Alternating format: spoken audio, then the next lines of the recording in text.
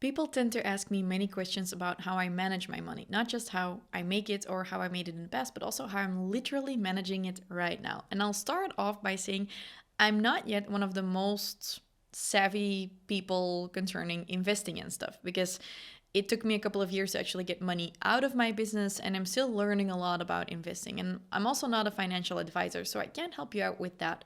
But what I can do today is just let you in on three simple things I do to make sure that I manage my money wisely as a millionaire. So let's get rolling. Hello, and welcome to the Fast Forward Amy Show, the show where we lift your life and business with simple strategies. I'm Fast Forward Amy, your host and coach, and I'll bring you a new episode every Tuesday.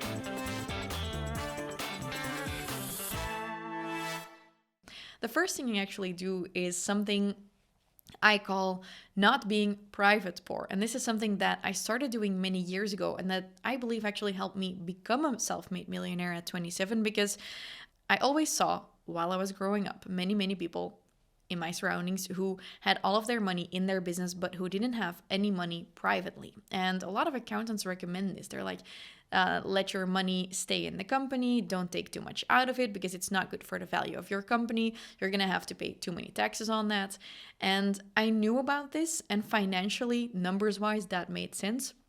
But a couple of years ago, I did decide I never wanted to be what I call private poor, where you know that your company is doing really well, but that you don't have any money in your private account, because that leads to a negative money mindset because your company is doing well but you feel like you have no funds. And then it also led me to occasionally spending wrongly. I was like, oh, I'll just pay everything with my company card because I don't really have any money privately. And I just felt like that was off and that wasn't going to be conducive to making more money. So I called this being private poor for myself, where you have a company that's doing really well but you don't have any money. And I made the, according to a lot of people, dumb decision to always make sure that my paycheck was high enough and that I was actually, paying the VAT and in Belgium, the RSZ and all of those things. So I did have money privately and I wouldn't always feel like me as an entity separate from my business wasn't doing well. So that's the first thing I did, is I just decided to skip the whole private poor format. And I do think that made it easier for me to continue to build my company with ease, because it didn't feel like my private expenses were fully dependent on my company, or having to feel like I couldn't spend any money for 3 years as I was building it, because that was just blocking my mindset. The second thing I do currently is actually I pay attention to my liabilities versus assets. I've talked about that a couple of times. The place I learned about that is actually the book Rich Dad, Poor Dad by Robert Kiyosaki. And he talks, I think it's mainly the gist of his book, is he talks about what is a liability versus what is an asset. An asset is something that gives you more, and a liability is something that actually decreases in value. So last year I I spent money on a really big liability. Namely, I bought a brand new Jaguar, and a Jaguar F-Pace, if I'm not mistaken, in British racing green with a camel colored interior.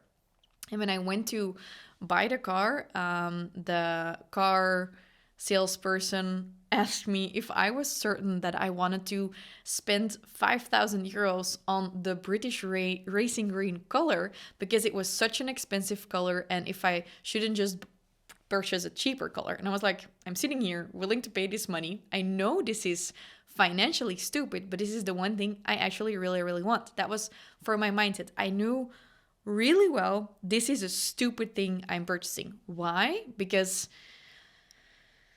not like other stuff where sometimes when you buy something new, it's fine. But when you buy a new car, in my opinion, the moment you drive it outside of the place where you buy it, it decreases in like 20 to 30% of its value. On top of that, it wasn't even a hybrid. So yeah, financially, it didn't make any sense. And I knowingly spent money on a liability.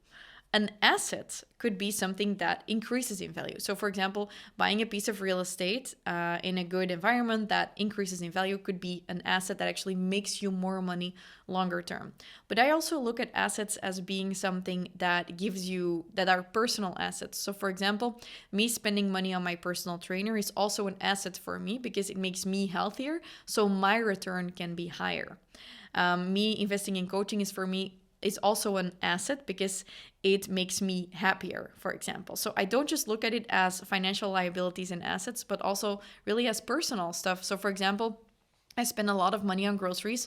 Yes, after a couple of days, all of the food has been eaten and it's gone. So you could say that it's not an asset, but it's helping me grow a really healthy body. So I've really revisited the way I look at liabilities and assets, and I have come to the conclusion after buying the car, after buying Louboutins last year, that I won't be as easily lured into those things anymore. I did it, I tested it out, and if I look at my financials now, I'm still really, really happy with the car, but I don't think I would do it as easily again. Maybe for the car I would, because every time I step into it, I'm just so happy to be sitting in that really, really nice car, and I use it a lot.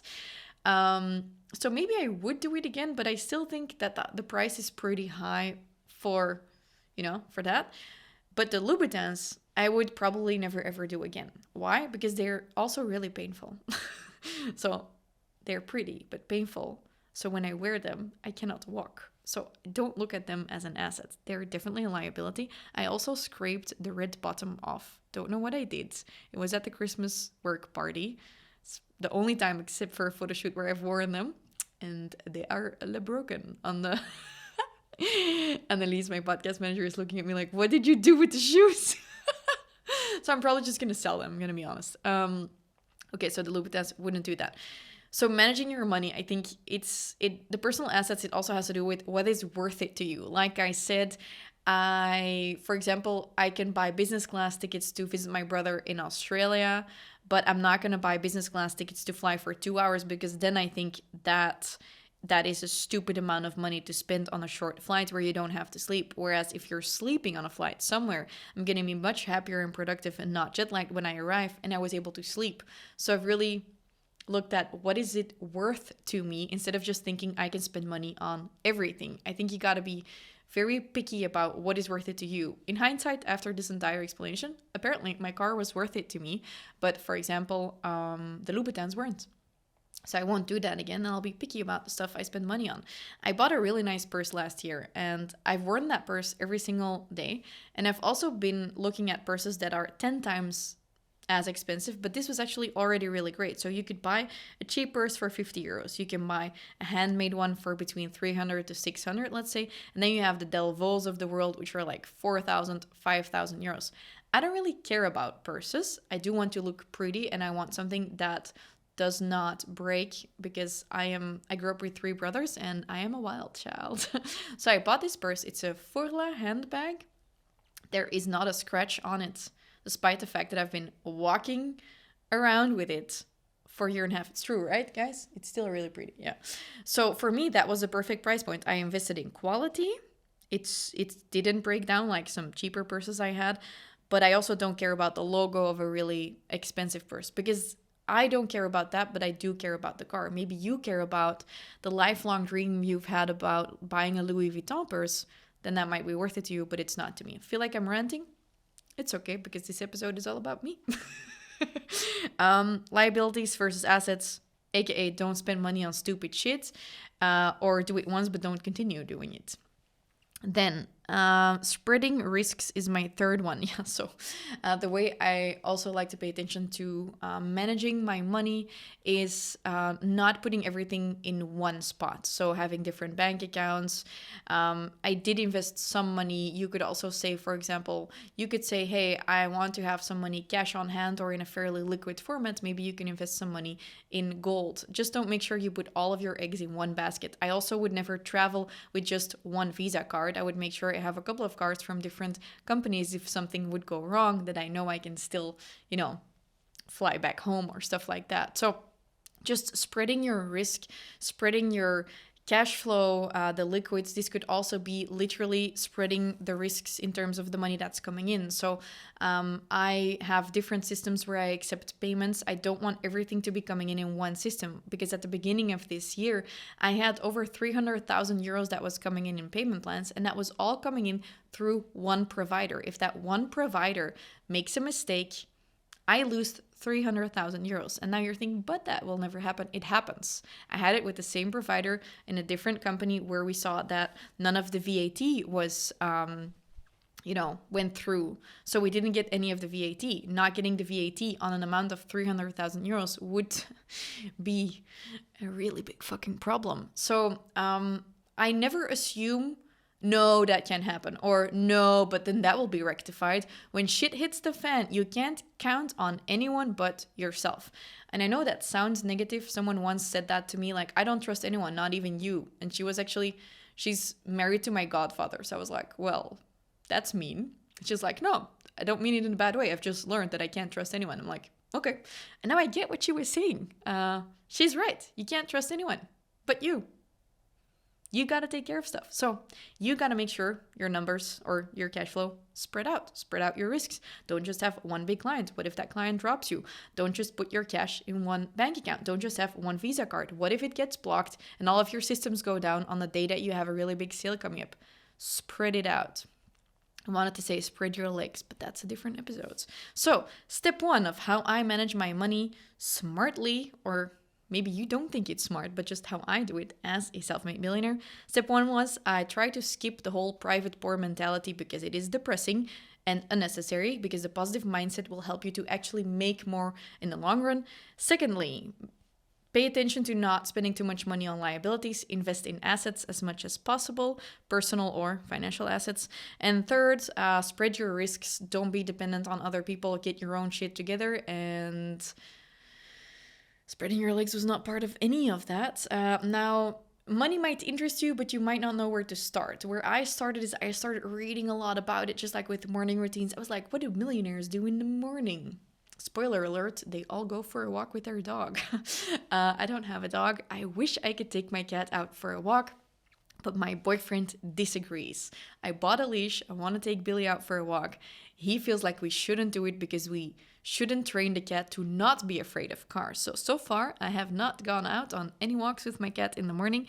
But I did do some other stuff. Like, for example, my morning routine is I drink this really obnoxious green potion. Helps me calm down in the day. I try to not drink coffee first thing in the day, but there is a lot of coffee being drank. And one of the things that actually really, really does help me, and that I could have added as a fourth one here, it's a mindset thing, it is an abundance thing, is working out. Just moving your body helps so much. But maybe you're thinking, Amy, morning routines, money, I'm interested, but I'm also afraid because I feel some shame about money. I want to break through those money blocks I feel. I've got you, because I am actually hosting a money summit where we're gonna really get you to that next step. Are you fearful of money? We're gonna eliminate that fear. Do you not see what the possibilities are for you to make more, take more control over your financial future? We're gonna fix all of that inside of my money summit, where I'm gonna teach you some stuff, and hopefully there will be some guests who are going to teach you some stuff as well. I still have a lot to take care of before the summit starts, but it's actually starting right now as this episode airs. So if you want your seat, go and grab it through fastforwardamy.com/money summit. I've linked it up in the description. It's going to be really great. You're going to walk out like you got a money makeover done almost. And it's also in the honor of my program, The Money Makeover, that I'm launching this week. So go and grab your seat for the Money Summit through fastforwardamy.com/money summit, and feel your money attraction controlling vibes increase from the moment you hit that button. Yes, Amy, I am in. I want to be there. I will have drank less or more coffee during the summit than I drank right now. No one knows. We'll see. See you there.